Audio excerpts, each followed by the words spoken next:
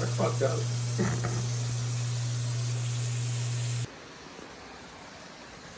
We need to warm up the car before tuning transmission to get before and afters.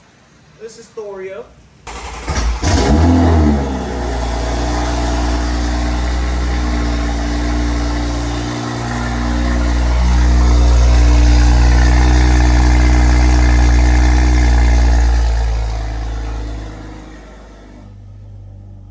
It's a little fucking loud. Just a little bit. Clock how slow this bitch is on the ships for befores and afters. If you only care about the information, skip ahead. We gotta film how it normal shifts, which in comfort mode is ass. It just jumps to 8 instantly. Sport mode shifts.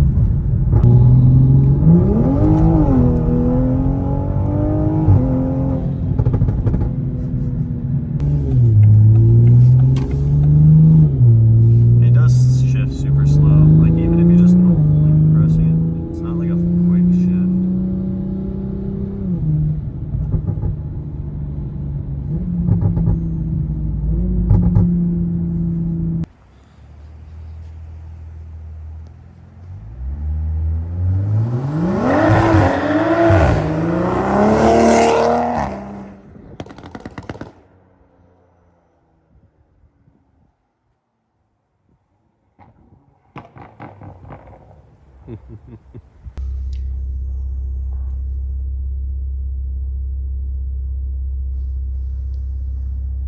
The whole point of those clips were just to see how slow it shifts and to hear how the blips sound.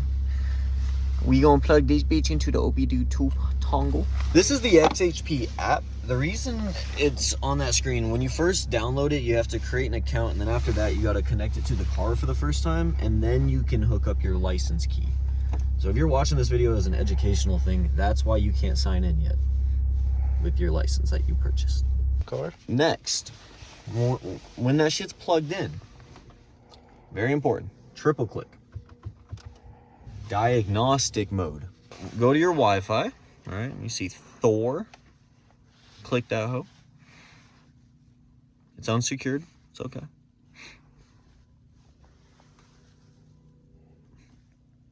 We have an 8-speed. Did you know? I did. Connect, please.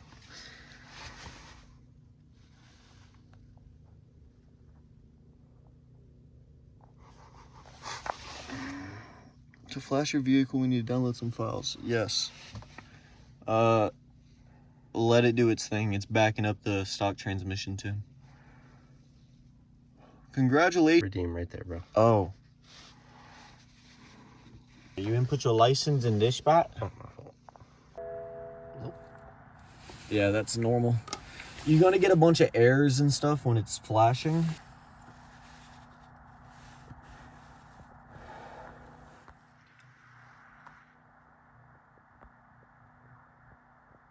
It said keep seatbelts fastened. I saw that. What's the next step? Finish the blunt.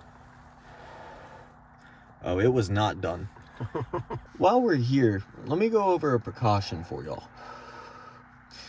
For 50 to 75 miles, you want to take the car, not necessarily like gently, but never wide open throttle after you first tune it. It needs to learn the tune that you're putting on the transmission. Why? Don't ask me. I didn't make it. So for like half of that, normal mode, various degrees of throttle and like how quick it shifts.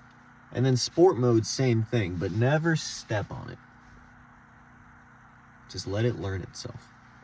The wing's back on.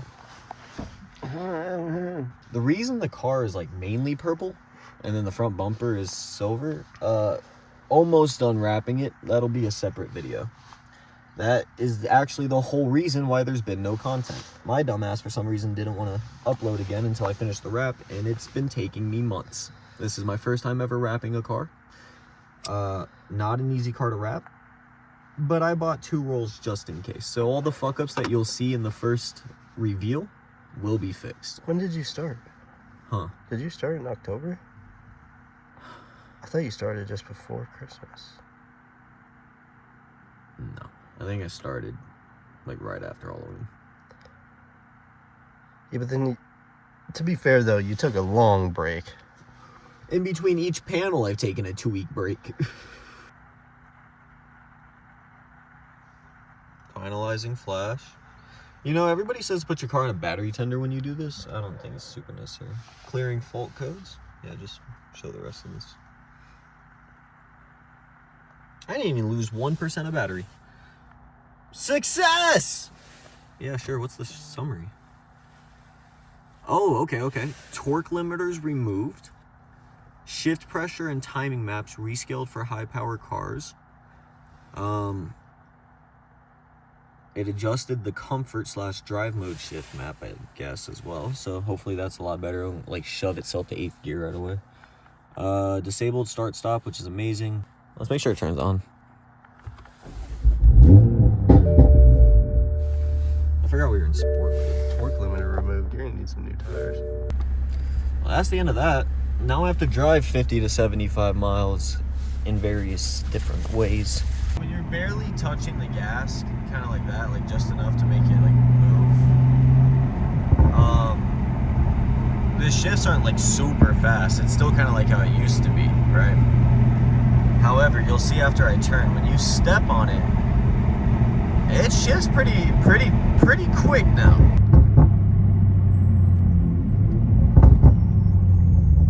Bring it down to first gear.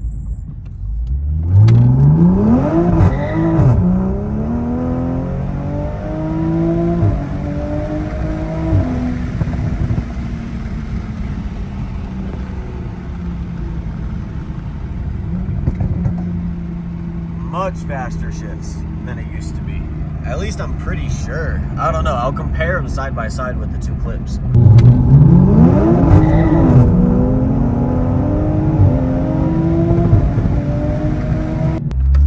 All in all, the largest difference this made was removing the torque limiter off the transmission. Without that torque limiter on the transmission, it unlocked a lot more power for the car. That's really the best benefit I've gotten out of this. Now, I want to look through the customized anti-lag or the launch control settings that it has.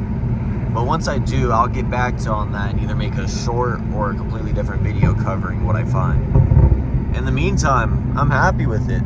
It feels a lot better.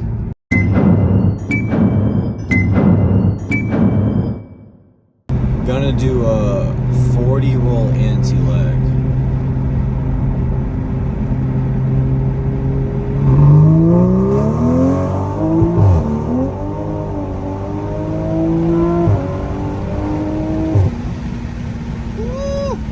One-handed's kind of spooky.